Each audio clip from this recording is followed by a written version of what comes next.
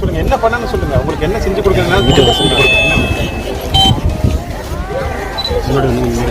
சம்பளம் கொடுக்காதம்மா, அதே பிரச்சனை. என்ன படிக்கிறீங்க? என்ன படிக்குது? சரி, என்ன பண்ணுங்க? வாடகை வீடு எல்லாம் காசு இல்லை. மண்ணிலே ஈரமுண்டு, முள்காட்டில் பூவும் உண்டு.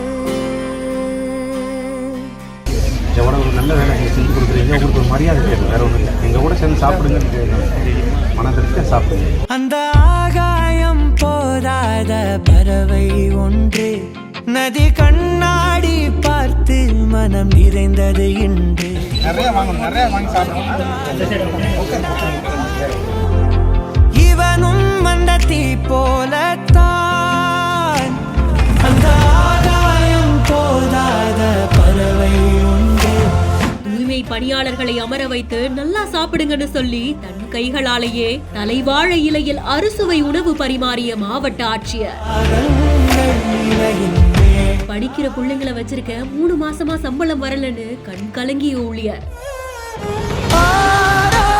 கண்ணீருக்கு வெகுமதி, கூடவே அமர்ந்து சாப்பிட்ட மனசு, வயிறோடு சேர்த்து மனசையும் நிறைய வைத்த தருணம்னு இந்த காட்சிகள் இணையத்துல வெளியாகி நிகழ்ச்சியை ஏற்படுத்தி இருக்கு.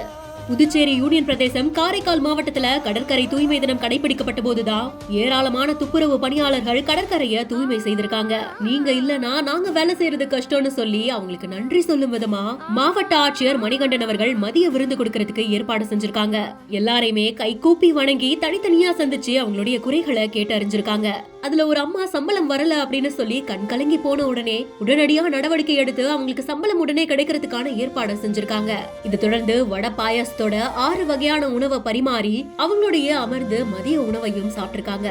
எல்லார்கிட்டயுமே இயல்பா பேசி நலன் விசாரிச்சு குறைகளை கேட்டறிஞ்சு அதுக்கான நடவடிக்கை எடுத்து செய்தியாளர்கள் கிட்ட கூட சாப்பிட்டீங்களா அப்படின்னு கேட்டதுன்னு இந்த காட்சிகள் இணையத்துல வெளியாகி ஆட்சியர்னா இப்படிதாங்க இருக்கணும் அப்படின்ற மாதிரி நெட்டிசன்களை பாராட்ட வச்சிருக்கு. இந்த செய்தி குறித்த உங்களுடைய கருத்துக்களை கமெண்ட் செக்ஷன்ல சொல்லுங்க. மேலும் செய்திகளுக்கு பிஹைண்ட் நோட்ஸை ஃபாலோ பண்ணிக்கோங்க.